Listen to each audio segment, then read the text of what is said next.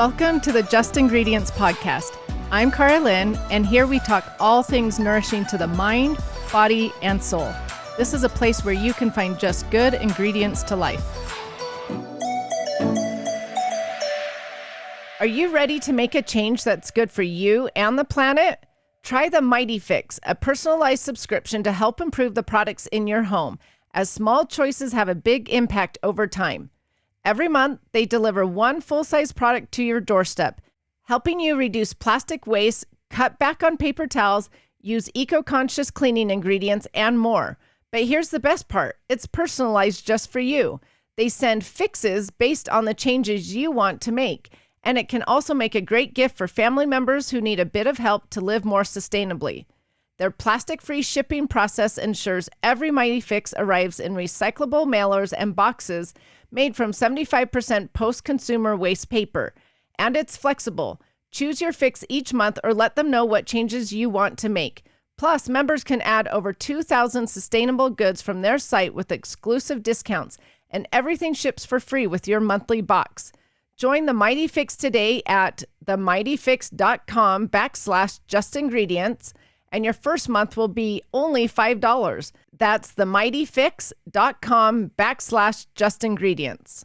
Dr. Shannon is a former physical therapist and founder of Evlo Fitness. She educates her audience by busting fitness myths and conditioning women so they can understand how to train smarter, not harder. Welcome everyone back to the show. Today, I am super excited for our guest because a lot of times I find guests for all of you guys and things that you may be struggling with or wanting to learn about.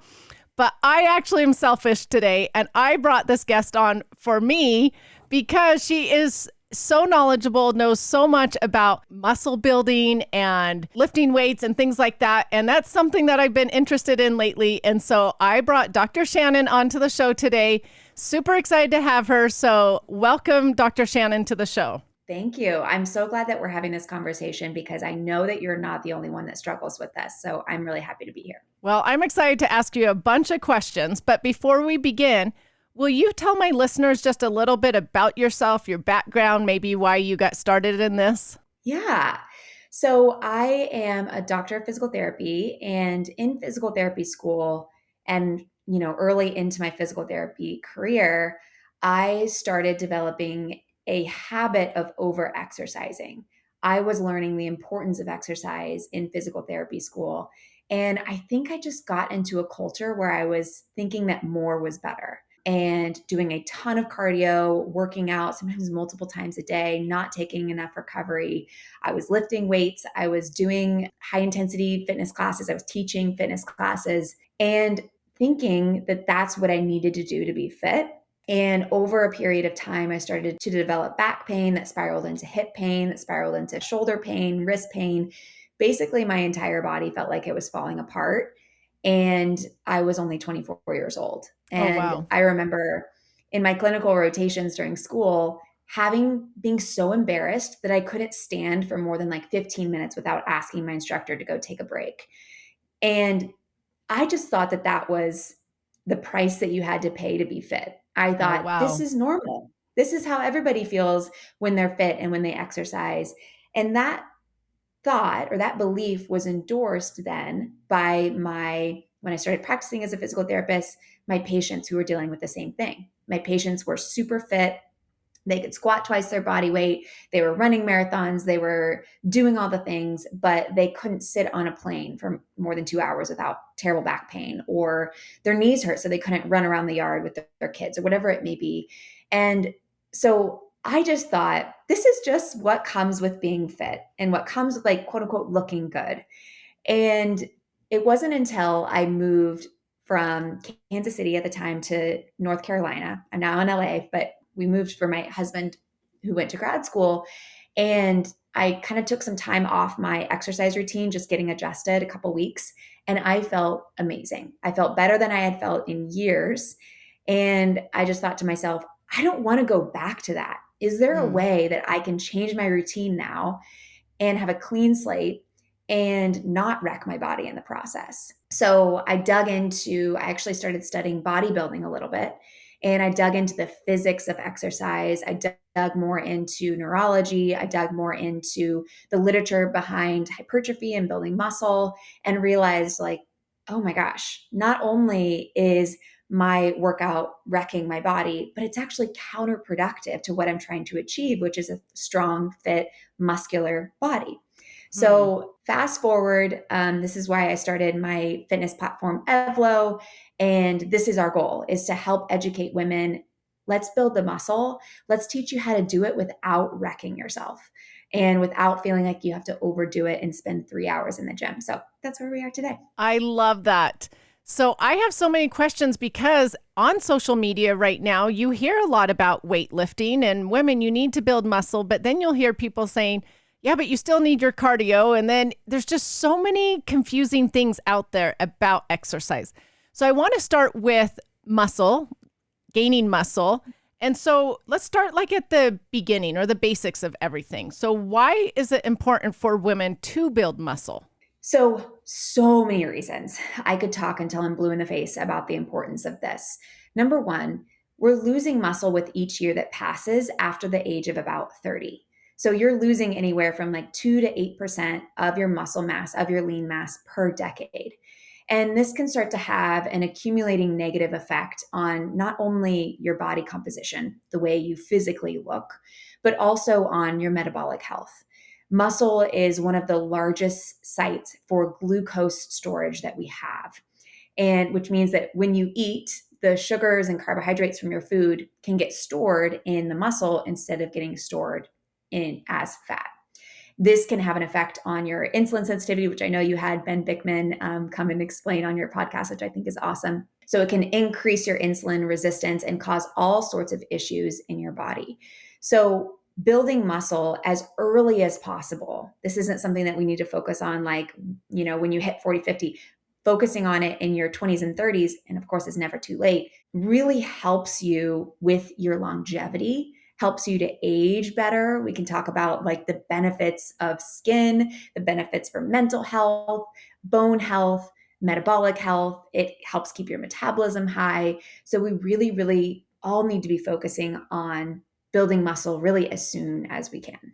Okay, so good to know. I have a question about gaining muscle. One, I want to know what the most important factors are for contributing to muscle gain for women. But I also want to know, is it different how women gain muscle versus men? Because on social media, I'm seeing a lot of men shout out all these things. And I'm like, okay, let's talk about this. Is it different?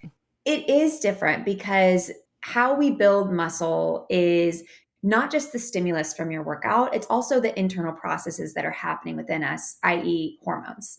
So because men have naturally higher levels of anabolic hormones, which are the hormones that help build new tissue within our body and repair tissue within our body and build more lean mass, they have naturally higher levels of those anabolic hormones. Think testosterone, growth hormone, things like that.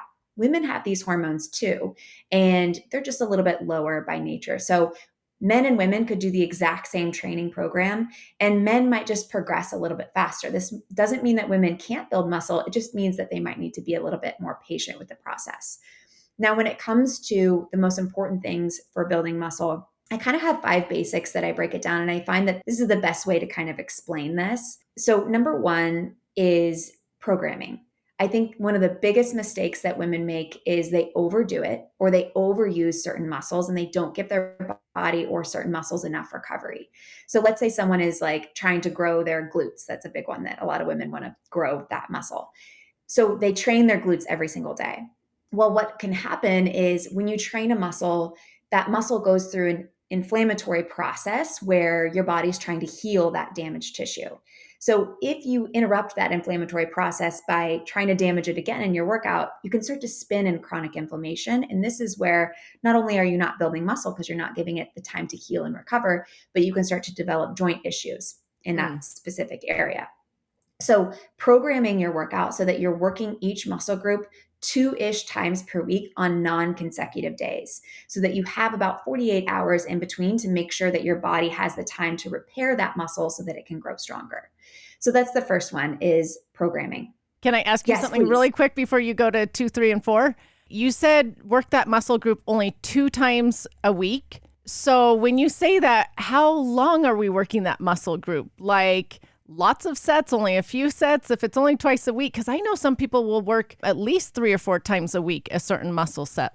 Yes. So volume is important. So how many sets you're doing for each muscle group is important. Studies show that around 4-ish sets per week, and these are hard sets, and this is where we're going to get into one of the other basics, which is progressive overload.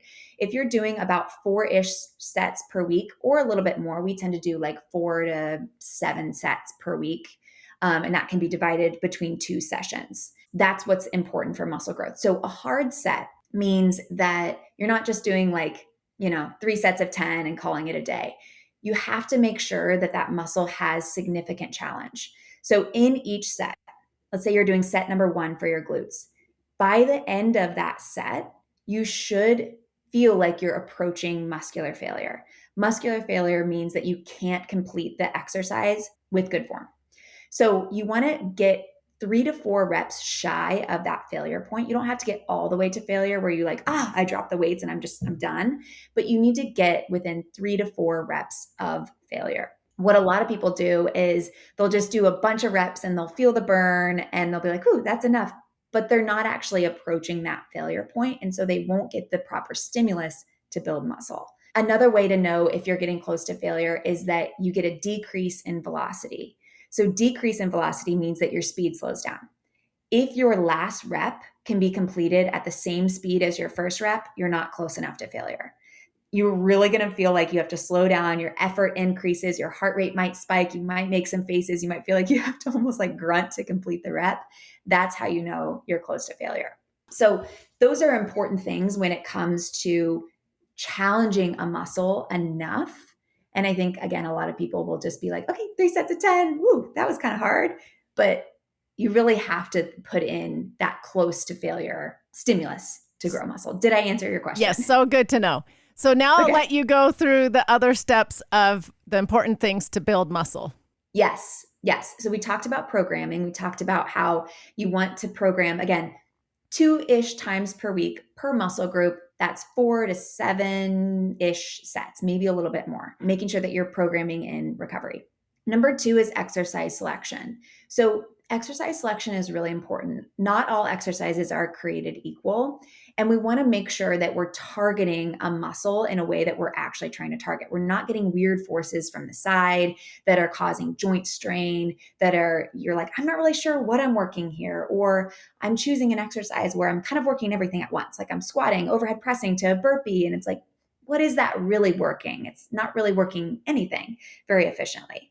So choosing an exercise that is targeting kind of one primary muscle group at a time, and then taking that exercise close to failure, like we talked about. So that's number 2 is exercise selection. Number 3 is progressive overload. So as a muscle gets stronger, you want to slowly start to increase the challenge. You can increase the challenge by adding more weight. You can increase the challenge by adding deeper ranges of motion. You can increase the challenge by adding more repetitions. All of those things can be a great way to progressively overload a muscle. If you were using the same weight for the same lift, last year that you are this year, probably means it's time to go up in weight or add more reps. So that's number 3. Number 4 is nutrition. And this is where having enough protein comes into play, because if you're not eating enough protein, you won't see the change in your body. I'm not an expert. I'm not formally trained in nutrition, but I do know the basics. And the basics are basically you want to get 0.75 to 1 gram of protein per day per ideal body weight. Now, I just learned this, and I think this is really interesting. People think ideal body weight is like just an arbitrary number, like, oh, I want to be like 120 pounds. There's actually a way to calculate ideal body weight for you. And you can just go to Google and just type in ideal body weight calculator, type in your age, your gender, your height, and it'll give you an ideal body weight, Oh, an ideal interesting. body mass. So that's a really good way, because people are like, well, I have 50 pounds to lose. So that's a lot of protein if I'm just eating my body weight in protein. You can go calculate your ideal body weight and then try to get 0.75 to 1 grams of protein per day. Okay. So that's nutrition. And then the final one is recovery. And I touched on this just a little bit, but I think this is something that a lot of people brush past because they think that more is better. And that's just not how your physiology works. Your body needs a balance between work and recovery in order to continue to progress forward. This is really good news because I recommend 2 recovery days per week. And I take mine on Saturday and Sunday. You don't have to take them consecutively. You can just sprinkle them in, whatever works for your schedule. But knowing that recovery is productive and recovery is actually going to help your body heal and move you forward is so freeing. Like I used to have so much guilt if I didn't get in a workout every single day. And now I'm like, no, I am doing favors for my body by giving myself this time off. And it's just such a freeing, beautiful experience to give yourself permission to recover. I love that. So talking about recovery, when you take 2 days off, do you mean from everything, or could you like go on a walk one of those days? I mean primarily from strength training, or Okay. I like to say if you're stressing your muscles significantly, it's probably not allowing you that full recovery. So what I do is I'll do a walk or I'll play tennis or I'll go for a hike. We want to keep our body moving and active every single day of our lives if we can, but this just means you're not straining your muscles significantly. Okay. So you are active 7 days a week, but 5 of those days are strength training and 2 are hiking or walking or something not so Yes. strenuous on the body. Exactly. And I like to think of it as just like, this is just a lifestyle instead of like, this is like dedicated activity. Cause sometimes I don't do much on my recovery days and it is what it is. Sometimes I just like lay on the couch. I don't think too much about it. I don't over index on like trying to make sure I hit a specific number. I just try to have an overall active lifestyle. And I find that when you think of your life like that and you think of it less like structured, like I have to go get a workout in, it becomes a lot more attainable and easy to sustain. Okay, good to know. So back to doing sets, like you're saying, like 3 sets a day, maybe. And I'm asking this because I know I'll have so many listeners send me a message saying, you didn't ask her how many reps in the set. So is there a certain amount of reps that we need to do to qualify it as a set? Let's talk about this because there is a lot of dogma in the fitness industry of you need to do a certain amount of sets or a certain amount of reps in each Yep. set. So studies show that you can have a wide variety of rep ranges and still see muscle growth. It doesn't have to be super low rep. However, if you are doing more than about 30 reps and you're still not approaching failure, your loads are too light. So a super high rep training likely is good for endurance, but it's not going to physically change the size of the muscle. It's also not toning, which I think is a total myth in the fitness industry, because that toned aesthetic is coming from losing fat and or gaining muscle, or just losing fat and being able to see the muscle underneath. But losing fat is primarily up to nutrition. We can't spot treat fat by doing certain exercises. So although super high rep training may burn, it's not necessarily toning or changing the shape of your body at all. It might be improving endurance, like I said, but it's probably not building significant amount of muscle. So you can do any rep range between like 5 reps all the way up to 30 reps. And as long as you're getting close to that muscular failure point, you're going to be building muscle. So you really could do a minimum of 5? Is that what you said? Yep, that tends to be kind of the minimum where you build muscle. So if you're doing heavy enough resistance, which we don't do this personally because I just prefer a little higher rep training. I just feel more stable. It just feels better in my body. But if someone likes to lift super heavy, they can do 5 reps. And as long as that 5th rep is really, really challenging, they can build muscle. Okay. So I'm curious because you touched upon this just slightly. So I'm going to have you expound upon this. Let's talk about fat burning with lifting weights. You hear on social media, some people are like, you've got to lift weights only because that's the way to burn fat the best. Is that true? No form of exercise is really very significant when it comes to fat loss. Really, truly, nutrition is the most important piece to fat loss. And I think that that's kind of a hard pill to swallow for people because it's hard, right? It's hard to change your nutrition, but it's the reality of how it is exercise has been oversold as a fat loss tool. Now, having more muscle mass can indirectly aid in fat loss, but it takes time because you have to have more lean mass in order to have that effect. So the reason that having more muscle can indirectly improve fat loss is because it improves your insulin sensitivity. Like I talked about earlier, muscle is a big storage site for glucose. So when you have less glucose in your bloodstream, more glucose storage in the muscle, your insulin sensitivity improves, and it improves your body's ability to utilize fat as fuel. So muscle can kind of indirect, and also muscle can improve your basal metabolic rate or your resting metabolic rate, improve your metabolism slightly. But the act of actually strength training isn't burning a significant amount of fat. I think that that's kind of been an overblown idea that strength training like melts fat or burns fat. Truly, it's mostly nutrition.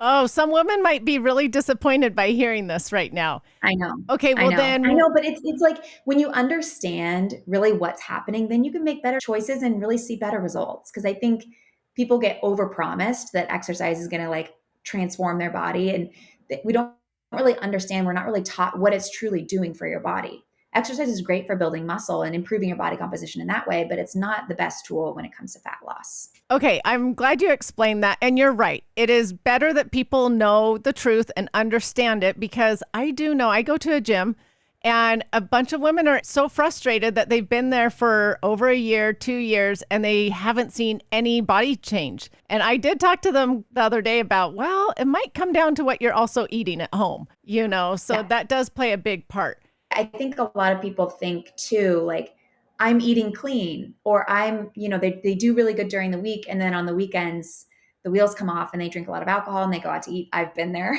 And so they're in like kind of an overall calorie surplus, even though they feel like they're doing good most of the time. So it's difficult, right? It's difficult to lose fat. It's difficult to be in a calorie deficit. But that's where I sometimes would challenge women to think about potentially tracking their food. Again, I'm not a nutrition expert, so I don't like to talk about this too much, but that's what I did. Is I started tracking what I was eating. And what I immediately noticed was I was eating about half the amount of protein that I should be eating. I think for most people, if they're just kind of eating clean foods, they're probably under eating protein. And so it's really hard to build muscle when you're under eating protein. So I'm like, maybe if you're frustrated and you feel like things aren't working, tracking and getting really specific with what you're eating throughout the entire week, even on the weekends, can be really eye-opening and help you make better decisions that are going to be more effective. I so agree. So I find this interesting. So I eat pretty clean, as everybody knows, and I could not put on muscle. In fact, I actually was scanning and realizing I had lost muscle. And I'm like, what in the world? I am working out. Well, come to find out, I started tracking my food just to see, and I was not gaining enough protein because I just love fruits and veggies and nuts and things like that so much. I was like, wow, I have really got to up my protein if I'm going to build some muscle here. So you're right. Making sure we get enough protein is really important. So thank you for saying that. So let me ask you then about calories. Are you tracking for calories? Or are you tracking just purely to see how much protein you're getting? At first, it was protein for me. And then I wanted to go on a body recomposition journey. So I wanted to lose fat and gain muscle at the same time. Now, body recomposition is kind of what a lot of people, I don't want to say everyone, but a lot of people kind of want that, right? So they want that quote unquote toned aesthetic, which is a made up word from the fitness industry. You won't see that in the scientific literature, by the way. But it's body recomposition, losing fat and gaining muscle at the same time. This takes a delicate balance between training and nutrition. You have to be in a slight calorie deficit while keeping your protein high. If your calorie deficit is too low, you might be losing muscle, right? Because your body is going to need nutrients and need tissue, so it can break down muscle tissue as energy. So it's kind of this delicate balance. But I really like a body recomposition goal because for me, it feels really sustainable because since the calorie deficit is so slight, I'm not like starving all the time and I'm eating plenty of protein, which is really satiating. And since I'm not like killing it in my workout routine, I'm really focused on recovery and things like that, my body doesn't hurt all the time. So it feels really sustainable, even though it is a slower process that you have to be really patient with. So yeah, I think looking at calories is just a reality of if fat loss is your goal, you do have to look at calories. Once you start tracking and getting used to things, and kind of understanding and getting more intuitive about how full you're feeling and what the caloric density of certain foods is, I think you can stop tracking. But I think at first to get some awareness around it is really important. Okay, I want to actually talk to you more about calories because there's so much on social media about burning calories and needing to do that and get to the gym to burn those calories. And so I just want to know, what are the common myths out there about burning calories? Like, do we need to get to the gym to burn those calories every day? Does this help in our muscle gain? Like, what are the myths? This is such an important conversation and one that I don't think is talked about enough, because I think women, not just women, people over index on burning calories when in reality, it's not as important as we've been led to believe. So newer studies are coming out that are totally debunking the way we thought we burned calories. We thought that the more you exercise, the more activity you have, the higher your calorie burn overall, and the higher your deficit.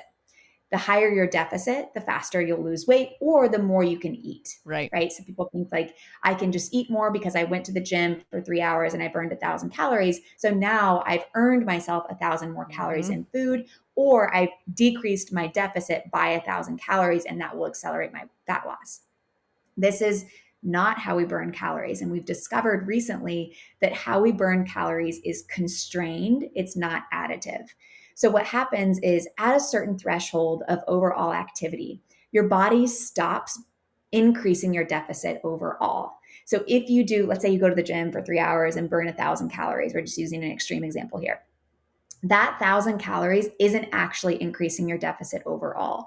Your body throughout the rest of the day will compensate by borrowing from other energy expending processes to keep you within a narrow window of calorie expenditure. So you will unintentionally move less throughout your day. You'll be more stationary, totally unintentionally. Energy that is allocated to digestion will start to slow down. Energy that is allocated to mental processing will start to slow. Energy that's allocated to cell cleanup and immunity will start to slow down. So overall, you actually aren't burning that 1,000 calories because your body has downregulated other processes to keep you within this narrow window of expenditure. Wow. Scientists think that this is an evolutionary mechanism to help us conserve energy so that we have energy left if there's an emergency and we need to run or fight or whatever it may be. So what's the point of wearing your body down and going to the gym and spending all this time and burning all these calories if it's not actually increasing your overall deficit? So I think that what I recommend is, don't track your calories burned from your fitness watch. I don't recommend that at all because it's highly inaccurate, and it doesn't take into the account that your body's probably compensating by downregulating other systems in your body when you burn a lot of calories from your workouts. So what I recommend is, we just want to be overall active. I say like 150 minutes per week of light to moderate intensity cardio. That means that, you're not stationary all day long. You're moving around. I like to just walk for 10 to 30 minutes per day. And then you're strength training and you're focusing on building muscle, because when you have more muscle, that can improve your overall metabolism a lot more than just trying to focus on burning calories. So I think it's freeing in the sense that you don't have to worry about, if you didn't have a super high calorie torching workout, it can still be really effective if you were choosing exercises where you're getting close to that failure point. You're focusing on building muscle. That's going to have a lot bigger impact than just trying to mindlessly burn as many calories as possible. What you just said is going to be mind-blowing for people, because I work out with a bunch of women who all track their calories, and they love, like on cardio day, if they've gotten a really big burn on some of these cardio days, they'll get like 800 calories and burn 800 calories on their watch and be so excited that they get to go then, eat that much more or whatever. So, wow. Again, it's one of those hard truths that you're kind of like, dang, like I thought I could go earn, 3 glasses of wine or whatever.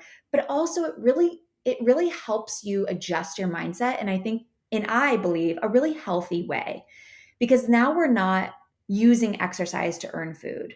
We're not equating the two. They're completely separate, right? Food and what we're eating is separate from what we're burning. And so I think that separating these things in your mind, where at first it can be kind of like disappointing and frustrating, but knowing the truth can help you, again, make better decisions and make you feel like you might have a better relationship around food. So true. Okay, so now I know listeners will message me this. They'll be like, okay, so I get it. We should weight lift and gain muscle. And now that I'm not looking at burning calories, why in the world do I even need to do cardio days? And what's your thought on that? Great question. Cardio is excellent for your overall health. But again, I think taking it away from I'm doing cardio to burn fat and using cardio as a way to keep your body moving, keep your heart healthy, um, keep your overall cell cleanup improve. Like it has so many benefits to your body. But I think people overdo the calories or the cardio because of this reason, because they think that it's going to burn more calories and increase or accelerate their fat loss or help them stay at a maintenance. So I think we think about cardio as, again, that 150 minutes per week of light to moderate intensity cardio. So it's kind of less than people think, right? Sprinkling it in throughout your routine where you can. And then the next question I get is about HIIT cardio, right? So high intensity cardio. And high intensity cardio has been shown to be very beneficial for your metabolic health. But again, I think people see that and they see the research and they think, okay, that must mean that more is better. We're not really educated about the ceiling of exercise and how much too much exercise can negatively affect your body. So high intensity exercise, we want to sprinkle that into our routine 1 to 2 times per week for short sessions, like 15 minutes max. And this is optional. I'm actually not doing high intensity cardio. I took it out of my routine about 6 months ago and I've never felt better. I'm just going through a season of my life where I didn't feel like I had the space for it. And I think that's totally fine. You do not have to do it, or you can maybe add it when you're feeling really good, take it out if you're like overly stressed or if your body hurts or whatever it might be. But keeping those sessions really short is important because you want your high intensity cardio to be all out effort, max effort. And it's hard to sustain. You can't sustain max effort for very long. So if your HIIT sessions are an hour, that's actually not HIIT. It's actually moderate intensity cardio because you can't sustain that amount of output for that amount of time. And so you're potentially wearing down your body for no additional benefit. So if you want to add HIIT, again, we're not doing it for the calorie burn. We're doing it for heart health, to improve VO2 max, to improve your metabolic system, but keeping that 1 to 2 times per week for short sessions. Okay. I like everything you said. And I tell people with these cardio days too, it's a great way to detox, to sweat. That sweating is actually a great way to detox, getting some of those endorphins up, some of the neurotransmitters. It can be really good for mental health. So I always try to say the same thing, like, 1 or 2 days or sprinkle it throughout the week, like you said. But cardio is still important. We also need to focus on building muscle as well. But I do have another question, though, about this because I get asked this quite often. People will tell me, well, I've heard like once you're in perimenopause or menopause, or once you're in your 40s or once you're in your 50s, we shouldn't do cardio. Like it's detrimental. We need to just focus on weights. Thoughts about those stages of life? Great question. I think that it doesn't have to be so black and white. I think that there's probably still more literature to come out that gives us definitive answers on this. In the meantime, I like to think that pretty much everyone should be concurrent training, which means doing a little bit of cardio and doing a little bit of strength training. If you only have time for one thing, I say pick the strength training because resistance training is also going to have benefits for your cardiovascular health. But doing a little bit of both is important. So no, I don't think that women in perimenopause should stop doing cardio. However, if they're doing so much cardio that it's conflicting with their ability to recover from their strength training workouts, that's going to be counterproductive. But you'll have signs to know whether you're doing too much. So some of those signs are like if you are sore all the time, that's not a good thing. We don't want to be constantly sore all the time. People think that that's like a sign that they've done enough. It's not true. If you feel like you're having joint pain or sleep issues, mood issues, some of these things are tied with perimenopause. So it's hard to decide, like, is that my exercise that's causing that? Or is it just the hormones from perimenopause? But if you feel overall like run down and weak and you aren't getting stronger, you're not able to lift heavier weights, it probably means that you're doing too much cardio and could afford to pull back the cardio a little bit and focus more of your attention and energy on your weightlifting routine. Oh, that's really interesting. Okay, let's talk about soreness. So is it a myth or is it true? Because you hear all the time, like you need to be sore after you're done lifting and you need to go to the point of soreness. Is that a myth or what is that? Total myth. you can have muscle growth in the absence of soreness. Really? So I actually recommend light to no muscle soreness. When you first start a routine, you're going to be sore in the beginning. And soreness usually comes from doing unaccustomed exercise or unaccustomed activity and or eccentric activity. So the lowering phase, so like if you're lowering from a bicep curl, that's eccentric. So soreness usually happens for those two reasons. Now, as your body gets used to strength training and with progressive overload, we want to be doing the same exercises over and over and slowly adding more resistance to those exercises. Your body will start to get less and less sore as you go along. Now, people panic and be like, oh my gosh, this means I'm not progressing anymore because I'm not super sore like I was in the beginning. That's not true. It's just that your body now knows how to heal from this type of damage. And so it's a lot more efficient and effective at improving that muscle mass. So study after study have shown that you can continue to gain muscle in the absence of soreness. After you get used to a certain routine, I like to say light to no muscle soreness is ideal.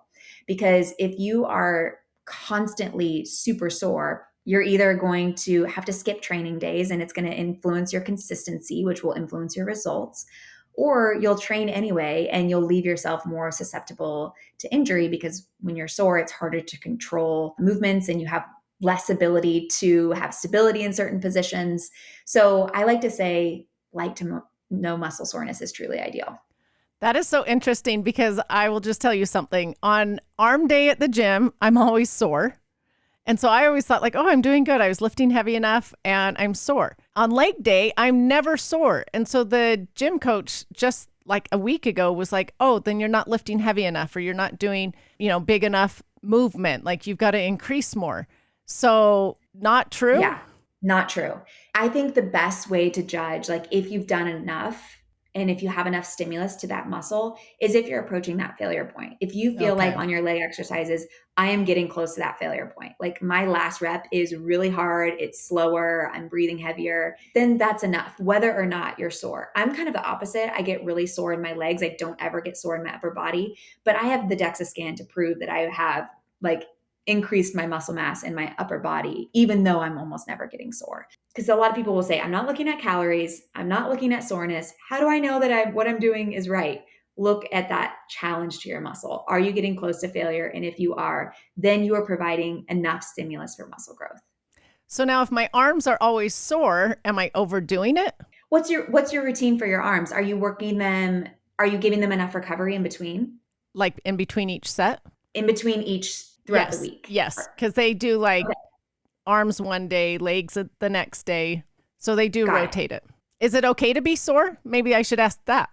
It's okay to be, would you say, like, if you were to scale it from 1 to 10, like It's 10 a being the light most, 1 soreness. being, Yeah, it's a light then soreness. So I think that's totally fine. That's a question I get a lot too, is like, wait, I'm sore, even though I'm doing the same routine. Like, is this bad?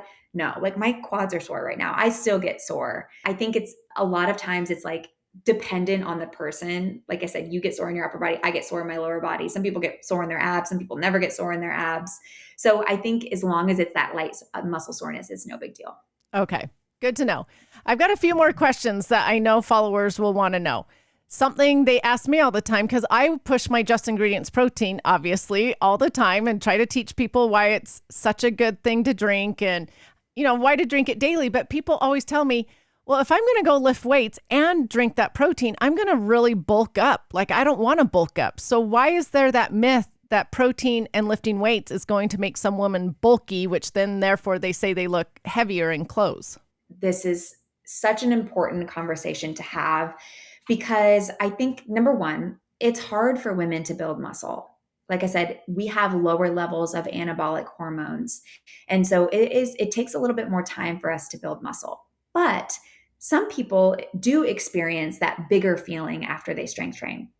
And this is two things that I want to discuss. And maybe these are things that people haven't heard of before or heard about in this way that I think is really important. So, number one, when you first start a strength training routine, within that first month, maybe a little bit longer, you'll have an increase in temporary cell swelling. So you might notice you have that like kind of puffier, bigger feeling overall.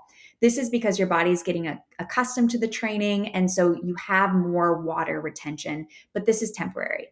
women think, oh my gosh, I look bigger, I look bulkier, I've only been doing this for a month. Now all of a sudden I'm gaining all this muscle. I need to stop. I need to go back to my cardio routine.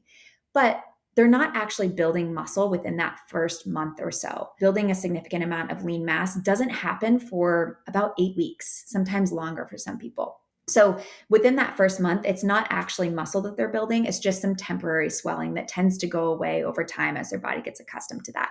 So that's kind of the first thing to like continue to push through in that first month if you're noticing that like puffier feeling. So that's what's happening there. And then number two, let's say you get past that and you're 3, 4, or 5 months in and you're actually starting to gain lean mass, but you feel overall bigger. So what's happening is people might be gaining fat and muscle at the same time because they are in that slight calorie surplus. And again, your calorie surplus may be really small, but if it's small and it's aggregated over a long period of time, you are still gaining fat overall, even though you're gaining muscle underneath the fat and your body composition has improved, the ratio of fat to muscle has improved, but you might not be able to see the muscle because of the fat on top. So that's where nutrition comes in, and being in that slight calorie surplus while keeping your protein high so that you're losing fat and gaining muscle at the same time. So I think that women, a lot of times when they are doing body recomposition and they're focusing on nutrition and they're focusing on strength training, they end up really liking the way they look. They feel like they're that quote unquote toned look because they are losing fat at the same time. But I think it involves separating fat loss from exercise and really using nutrition for the fat loss piece. Okay, so I know people will ask, can you tell I know my audience? I just know what they're going to ask every day. So good. So good. A lot of them have told me that once they started weightlifting, that their coach or nutritionist, whoever, has told them, well, then you need to increase your calories to gain that muscle. Is that not necessarily true? It is, in the sense that when you're in an energy surplus, so when you're in a calorie surplus, you will gain muscle at a faster rate. And that's because if you think about it, when you're building new tissue, you need the components to build that new tissue. That's where the protein comes in. It is a lot easier for your body to build new tissue when it has a surplus of energy. So yes, you can build muscle a lot faster. And if your goal is to build as much mass as possible, you definitely do want to be in a calorie surplus. And I think that that can be a great place to be, actually, because it's going to be a lot probably easier to build muscle if you aren't so focused on being in that deficit. But you still can body recomposition. You can build muscle and lose fat at the same time. Again, it's just a slower process and it takes a little bit more tracking. So yes, you absolutely can be in a calorie surplus and build muscle. It just depends on your goals and kind of how long you want to take to get there. But you can also be in a slight calorie deficit and still build muscle. This just would help lose weight as well. Being in that slight calorie deficit will help you lose fat. And then if you're strength training and eating enough protein, then you'll build muscle at the same time. Okay, a couple other questions. There are people on social media that are teaching that you need to change your exercise routine dependent on where you are in the menstrual cycle, which phase you are in the menstrual cycle. Should we follow that? It doesn't really matter. What are your thoughts on that? Great question. So I love the idea of cycle syncing in that you're just listening to your body and you're adjusting based on cues from your body. However, I do think that it's a little misguided in the sense that, let's say if you just like look up cycle syncing on TikTok or something, it'll be like you're doing yoga on your period, and then the next week you're lifting, and then the next week you're doing Pilates, and then the next week you're walking or whatever. You have no continuity of your training. So because you're not stimulating muscles with enough consistency, you won't actually see any progress with that type of routine. Progressive overload and consistency are two of the most important things when it comes to physically changing your body and improving your muscle mass. So that's kind of my first issue with it, is that when you're changing up your workouts each and every week, it's really hard to see any kind of progress. So that's my first issue. And then the second issue is that a lot of times the recommendations are coming from culture rather than what's actually happening with our hormones. So again, if you look at TikTok, it'll say like during your period, when you're actually in your bleed week, take it easy, walk, do yoga, do some gentle movement. Where if we look at what's happening from a hormonal level during that week, that's actually when your hormones are the lowest and you're the most similar to a man from a hormonal standpoint. So that's actually the point in your cycle where you have a great opportunity to recover. And so it's a great opportunity to build muscle since you have better recoverability during that time. So it's a little misguided as far as like what to do when. Now, can you cycle sync while still building muscle? And I have a whole podcast about this. I think absolutely. I think what I would recommend doing is just getting in tune with your own body and noticing, like, is my recovery lagging a little bit? Do I feel really tired and weak this week? Am I struggling with my motivation? Do I feel like I'm not sleeping very well this week? Okay, I'm going to lift, but maybe I do 2 sets instead of 3. Or maybe I'm not getting all the way to that failure point this time, or maybe I'm backing off a little bit, but you're still showing up for your weight training session and you're still keeping your same schedule. You're just dialing it back a little bit or dialing it up, just depending on how you're feeling. And everyone's going to feel a little bit different. Some people in their first 2 days of their period feel like trash. Some people, as soon as their period starts, like me, day 1 of my period, I'm like a new woman. Whereas the week Yep. before, I'm like, don't talk to me. I like am tired. I'm exhausted. Right. I'm moody. I feel horrible. So I think that there's no like dogmatic principles around this. You just have to really get aware of your own body and how you're feeling during your cycle. I love how you explain that. And I love that it's just listen to your body, because I think that plays a huge role. Even the other day on Saturday, I love the Saturday classes at the gym. I never miss them, but I woke up just exhausted and I was like, you know what? It is better for my body to just go on a walk, nice, easy walk through nature today. I am not going to go do that hard class. And I think that was way more beneficial for my body than a hard class that day. So I thank you for saying that, because it is really important to listen to your body. Absolutely. We actually got this trademarked because I believe in it so much. We call it gentle consistency. So showing up when you can show up, but also understanding when you're having those days, because we're humans and we're not going to be at 100% all the time, but having those days where you're like, okay, listen, my body is giving me all the signals that I need to back up. And that gentle consistency is truly going to move you forward so much more than intense inconsistency. I always say that. Oh, I And I like think, that. isn't that good? It I'm like, is. that will click for people because they're like, I need to go all out every single day. It's like, no, you just need to be consistent, but in a gentle way. Thank you for sharing that. I have another question that I know people will ask. Should we eat before we work out? If we're having a morning workout session, do they go with intermittent fasting? Do they eat something? What's your thought on that? Oh man.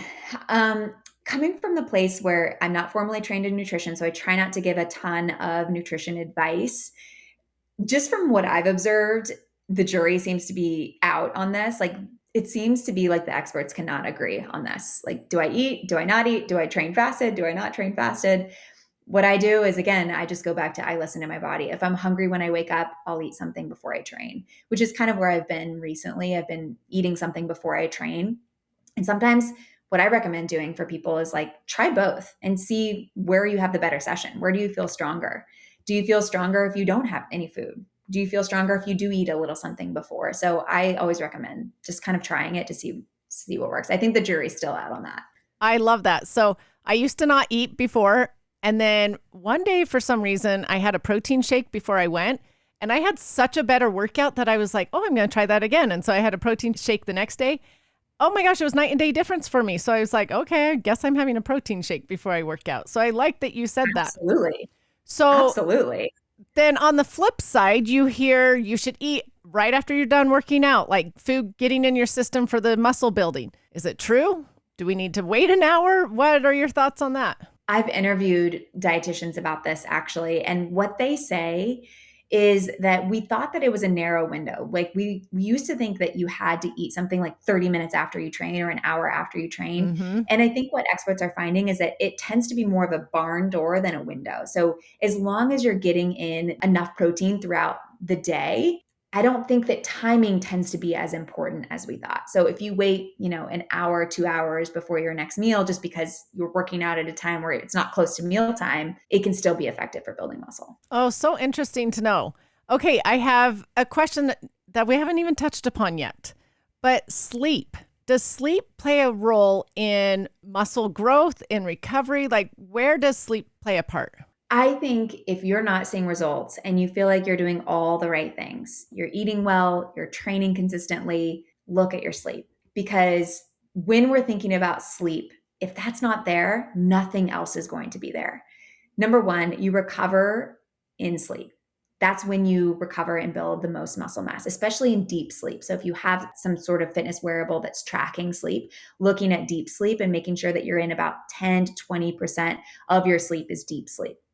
Really important for building muscle. What's also really interesting is that when you're lacking sleep, your hunger hormones will be affected the next day.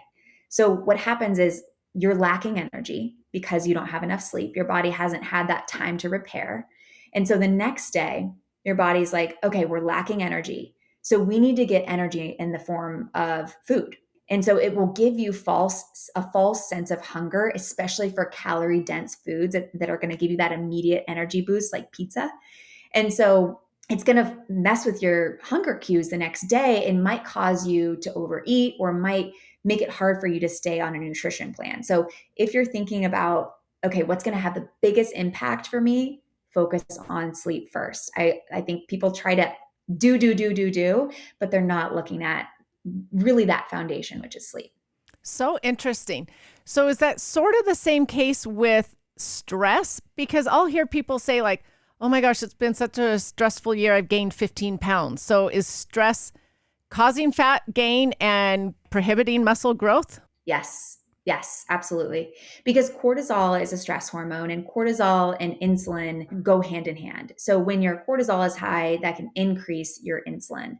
And having higher levels of insulin can affect your hunger cues, can affect your blood sugar. And so it might make you give you this kind of false sense of hunger, again, because you're kind of in survival mode, you're in stress mode. And so you might be eating, you might physically feel hungry. And so it might feel like, but I am hungry. I do need to eat, but it might be a false sense of hunger. You might be eating above your needs because of this hormonal imbalance. Also, stress affects sleep. And again, it all compounds. So I do think that if you are experiencing stress, looking at how can I manage my stress? How can I sleep more? How can I nourish my body rather than I'm gaining all this weight. I need to go do extra cardio to try to burn it all off, because that's just going to spiral your stress even more because your body's not going to have the time to recover. I think that's the first thing people want to do is like, I'm stressed, I'm gaining weight, I need to go hit the elliptical. When in reality, it's like, let's peel it back. Let's sleep first. Let's get that down. And then let's add some strength training. Let's make sure we're doing enough cardio, but we don't have to overdo it. And then those stress hormones slowly start to balance. Thank you so much for all of this info you've given us today. So as we wrap up, will you just give my listeners like advice? Like what would be your one piece of advice you would give these women that are trying to gain muscle? They are working out at the gym. They're trying to do their best, but just frustrated with where they're at. What advice do you give them? I think something that a lot of women need to hear is that it doesn't need to be perfect. It doesn't need to be overly intense. You just need to be consistent. That gentle consistency truly will change your life. And I think that when we stop beating ourselves up for not having every single workout be perfect, we start to show up more because it doesn't feel so exhausting to go to your workout. And it's easier to stay consistent with. So I think if we just start thinking of like, okay, I'm going to show up and take care of my body. I'm going to separate fat loss from exercise. And I think that will allow you to show up with so much more intention. You will get better workouts, you'll get higher quality workouts, and then you'll start to see better results. Oh, I love that. Thank you. So if listeners want to learn more from you, which they should go learn more from you, you are amazing. We didn't even touch upon all the things that I wanted to ask you, but where can they find you? Yes, I have a podcast called Fit Body Happy Joints where we talk about really nerdy stuff in there, more about some of the things we touched on. And my Instagram is where I'm at a lot, educating Dr. Shannon DPT. And then I have a fitness platform called Evlo Fitness. Our goal is to build muscle without wearing down your body. Do you mind if I share a code with your listeners? Oh, that would be great. That would be great. Okay. So just ingredients you can use at checkout for a free month, and you can just try it out and see how it goes. It's gentle workouts that are stimulating muscles in ways that will contribute to growth. All our trainers are doctors of physical therapy. So we all are highly trained and hoping to get you the best results. Oh, awesome. Thank you so much. Tell me a little bit more though about the platform. Like, could people go on there and see an exercise routine to do each day? Yes, we're super structured. So you choose 3, 4, or 5 times per week. And we drop new classes on each of those tracks each week. So you're either working out with me or one of our trainers who, again, are all doctors of physical therapy, and everything is super structured for you. So you just press play on the class on your Monday class, and we're working upper body, and it's 35 minutes, and then you're out. Tuesday, lower body, 35 minutes, you're out. Wednesday, core, a few other muscles, you're out. So everything is super, super structured. So you don't have to worry about sets and reps and volume and things like that. We're cueing you. So you basically just get to show up and press play and zero guesswork. Oh, I love that. And it's only 35 minutes. Yes, most of our are on our 4 or 5 time per week track. They're 35 minutes. On the 3 time per week track, they're longer classes because we want you to get the same amount of volume in the same muscle groups, but so the classes are a bit longer. So that's probably another myth we could have talked about, because so many people think they have to do an hour a day for it to be beneficial, but not true. Let's be honest. That hour a day comes from commercialism, comes from the fitness industry wanting to sell their fitness classes. And people aren't going to go to a fitness class if it's less than 45 minutes usually, right? They've left the house, they've gotten a sitter for the kids. So that's really coming from commercialism, not facts. And so when you take out all the fluff from your workout and you're just focused on the high bang for your buck exercises and you're taking those close to failure, you can have short workouts that are still highly effective. Oh, I love that. And I hope all women have just heard that, because I think we put so much pressure on ourselves. Like, we don't have an hour today to do this, and it doesn't have to be the hour. So thank you. Nope. Thank you so much for saying that. And thank you for everything you have taught today. Like I just said, there are so many questions I still have for you that we could have talked about. So we need you for a part 2. We can always do. I would love to come back for a part 2. And by the way, just for all your listeners, I'm obsessed with your protein powder. I've been using it. I told you offline, but I've been using it for like a year. Obsessed. Like, oh, I love that.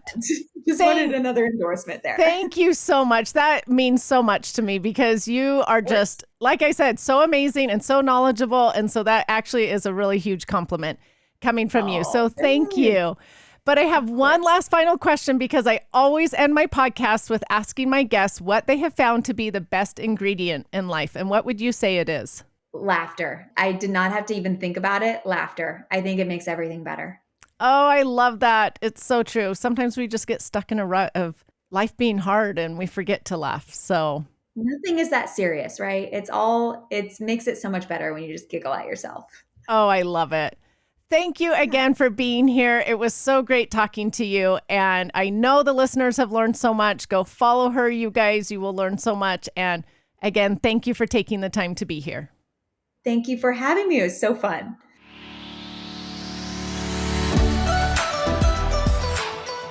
Thank you so much for listening. Remember to subscribe to the Just Ingredients podcast to learn more about your health and good ingredients to life. Plus, get daily tips at just.ingredients on Instagram.